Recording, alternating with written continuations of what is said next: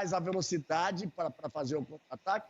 E o Flamengo continuou com a posse de bola, mas uma posse de bola sem resultado. Assim como tinha sido contra o Fortaleza. E aí sim, vou chegar nas duas coisas, Roger. Me parece que o preparo físico do Flamengo é ruim, me parece, mas também não sei se eles estão treinando pouco, porque a gente não acompanha o dia a dia, não sabe o que a inteligência fala, não sabe o que os departamentos, poupa aqui, não força ali. Mas já tem uma conversa lá de que está treinando pouco, de que está treinando de tarde de novo, que é treino num período só, que joga no sábado e só vai treinar na terça-feira, na segunda-feira de tarde, depois de mais de 48 horas.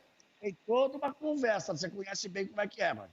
Você sabe muito bem como é que é a situação, a oposição. Pela oposição, a cabeça do Rogério Ceni é pedida abertamente nesse momento. Isso não pode acontecer também. Mas, por outro lado, não é a primeira vez que as substituições do Ceni, elas são tardias, complicadas e sem efeito. Porque se o Flamengo, mesmo com o Fluminense tendo empatado um lance de bola aérea, tendo sido um outro Fluminense, estar jogando com a cara do Fluminense, com a camisa do Fluminense, no segundo tempo, um Fla-Flu de verdade, o Flamengo tinha a posse de bola, tinha o domínio, e aí você tira um zagueiro para puxar um cara de meio campo para a zaga, para botar um cara de meio campo no lugar do outro cara de meio campo, para tirar o Gabigol, para botar o Pedro. Será que não é hora de finalmente fazer o que todo mundo espera que possa acontecer no momento em que você tem o domínio e precisa fazer o gol? E se acha uma forma de deixar o Gabigol e o Pedro em campo, você ter Gabigol, Pedro e Bruno Henrique, se você tem a bola, se você está dominando e você precisa fazer o gol? E por que tanta demora para as substituições? Tem sido assim jogo após jogo. Para mim, o Rogério tem demorado demais e tem errado nas alterações. Vamos falar do Rogério. O Rogério, ele pegou um atalho.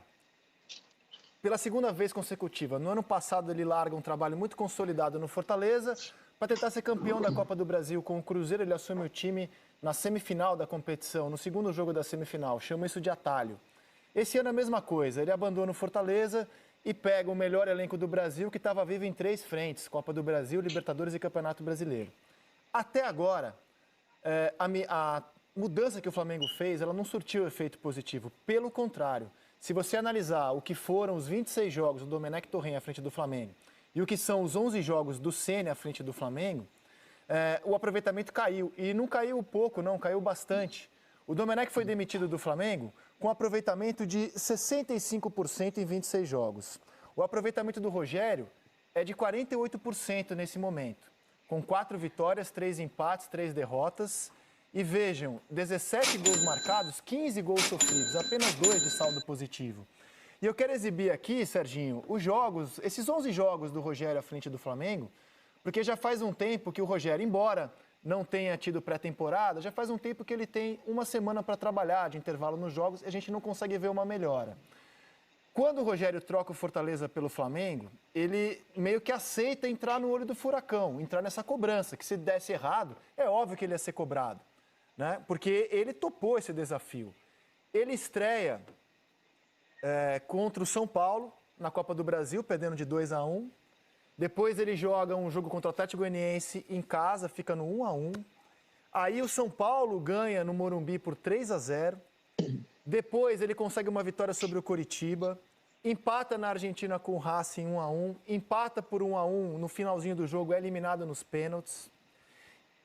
Ganha do Botafogo por 1-0, na minha opinião, não jogando bem. E olha, nessa página inteira a gente vê uma semana entre os jogos. Dia 5 de dezembro, Botafogo. Dia 13 de dezembro, ele ganha de um Santos reserva, jogando muito bem, mas era um Santos reserva. Aí ganha de um Bahia heroicamente com um jogador a menos. Empata com o Fortaleza numa partida horrorosa do Flamengo, horrorosa. E ontem sofreu uma virada do Fluminense, que é um time tecnicamente bem inferior nesse momento ao Flamengo. Então, assim, não dá para dizer que a mudança foi boa para o Flamengo. Não dá para dizer. E aí, Serginho? Bom, eu acho que a primeira pergunta que o Flamengo tem que responder é o que o Flamengo quer, né, em relação ao time, né? Porque Jorge Jesus, aí uma mudança bem radical, né, de jeito de enxergar futebol pro Domenic Torrent, que é outra história completamente diferente. E aí vem um terceiro treinador com uma outra história completamente diferente, com uma outra experiência de Fortaleza, uma administração de um grupo diferente, claro, um grupo muito menos qualificado, quer dizer, e aí que eu acho que entra a grande confusão, né? Porque o Rogério chega falando coisas que, na verdade, eu acho que ele não podia cumprir, né? A principal delas escuta, eu vou resgatar coisas do Jorge Jesus, né? E o jeito que ele está montando o time não é muito de resgate. A única coisa que dá para enxergar realmente parecida é ele querer botar Bruno Henrique e Gabriel jogando mais próximos, né? Porque os dois jogavam muito distantes na época do Domenic, né? Então, assim, me parece uma grande falta de comando, né? De ideia, o que queremos para o Flamengo, né? Eu acho que está muito claro que a diretoria não tem a menor ideia. Aliás, tem. A diretoria do Flamengo, ela só quer uma coisa, ganhar, né? De que jeito? Ela não sabe como, né? E está na tentativa e erro. O Rogério é mais um, né, item dessa tentativa e erro. Acho que o Flamengo está bem perdido. A sorte do Flamengo é que quando a gente vai olhar para o meio ambiente do futebol, olha para os outros também estão complicados. Pouca gente está tudo meio assim, digamos assim, está tudo meio assim. Mas é que o Flamengo não se vê no bolo, né? O Flamengo olha o seu elenco e fala, cara, eu tinha que estar em outro patamar com esse elenco que eu tenho. Mas, Rizek, a gente fala sempre do elenco do Flamengo. O rendimento do elenco do Flamengo permite dizer hoje que ele seja tão superior aos outros times? Não, é um time comum hoje. É um time comum hoje, igual a todos os outros. Essa aqui é a questão. O Serginho estava falando, concordo com ele. A diferença com o Domenech. Bom, o Domenech é uma outra história, veio um passaporte, não veio o técnico, até que fez um trabalho razoável, mas realmente o Bruno Henrique e o Gabigol jogavam muito afastados um do outro.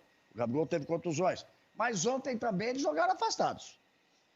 E com o domínio de bola, Roger, acho que o Júnior falou isso na transmissão ontem, com o Flamengo o tempo inteiro, com o time inteiro no campo do adversário, o rendimento do Bruno Henrique diminui muito.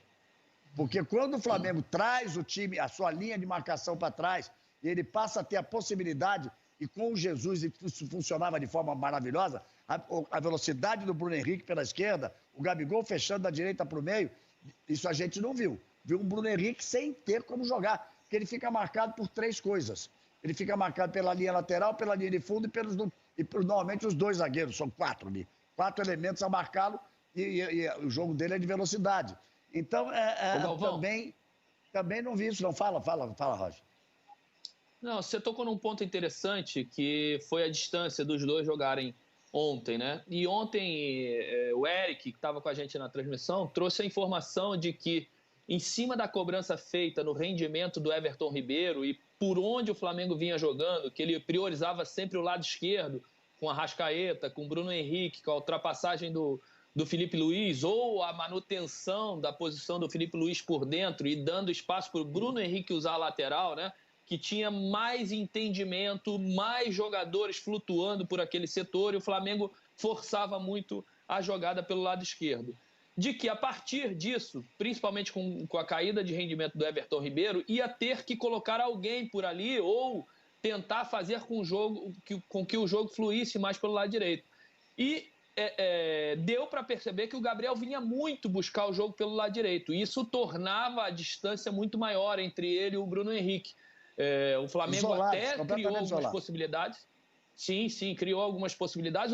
O gol do Flamengo sai pelo lado direito, mas sai muito mais em função de um erro do Fluminense, um chutão totalmente desnorteado, onde o Flamengo rouba a bola na intermediária ofensiva e dali constrói o cruzamento para o gol do Arrascaeta, do que jogadas combinadas. Então eu acho que, além de tirar o Gabriel do seu posicionamento habitual, que é centro-direita, para dar também o espaço do centro-esquerda para o Bruno Henrique, para serem dois jogadores infiltrados e com as diagonais interessantes, fazendo sempre o X para quem está jogando por trás para encontrar esse passe em profundidade, ele saiu desse posicionamento para vir jogar e flutuar muitas vezes no lugar do Everton para dar uma condição de ultrapassagem. Você falou isso, Roger. Você falou isso num determinado momento do jogo. O Flamengo estava jogando praticamente só pela esquerda e com esse posicionamento do Gabriel mais à direita, com a subida do Isla por ali e o Arão virando muito bem o jogo para o Isla para a direita, você mesmo disse na transmissão, o Flamengo está distribuindo melhor, está subindo também pela direita e por ali saiu o gol. Então ele traz o Gabigol para cá. Aí é que eu digo, chega no segundo tempo, você fica numa outra situação, o time está evidentemente mais desgastado. Se você tem o Gabigol lá pela direita, o Bruno Henrique lá pela esquerda, que tal o Pedro pelo meio? E aí chega-se num ponto também que eu queria tocar. Me parece evidente a queda de rendimento do Everton Ribeiro nos últimos jogos. Será questionamento físico? Não sei. A gente não assiste o treino, a gente não conversa com a fisiologia, a gente não conversa com o departamento médico, a gente não conversa com os preparadores físicos, mas me parece evidente a queda de rendimento do Everton Ribeiro, que é fundamental no time do Flamengo. O Gerson também jogou um pouco abaixo ontem, o Arrascaeta foi o melhor, mas a substituição natural para mim, sai o Everton, entra o Pedro, e aí você pode jogar com o Gabriel de direita para o meio, você pode jogar com o Pedro e com o Bruno Henrique e vai tentar fazer o gol. Porque o Flamengo dominou, e o Fluminense chegava toda hora no contra-ataque no segundo tempo. Diga, Serginho. Não, deixa eu só pegar uma carona. Você falou do Everton Ribeiro, né? E eu